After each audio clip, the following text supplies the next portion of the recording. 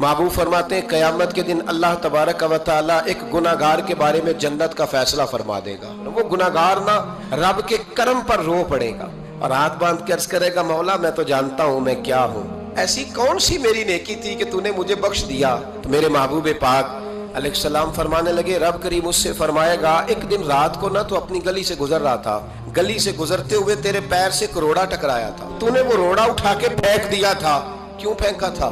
तो नेकी चूंकि उसकी नजर में मामूली थी तो वो भूल चुका था। कहेगा या अल्लाह वो वाला रोड़ा, मालिक करीम वो तो मैंने इसलिए उठाया था कि मेरे मोहल्ले में बूढ़े भी रहते हैं, बीमार भी रहते हैं, बच्चे भी रहते हैं, कमजोर भी रहते हैं, इसलिए उठाया था किसी को ठोकर न लग जाए। रब करीम ने फरमाया तू रात के अंधेरों में रोड़े उठा उठा के मेरे बंदों का ख्याल रखे तो मैं आज कयामत के दिन तेरा ख्याल ना रखूं। फरमाया उस एक रोड़े के उठाने की बरकत से मैंने तेरे लिए जन्नत का फैसला फरमा दिया।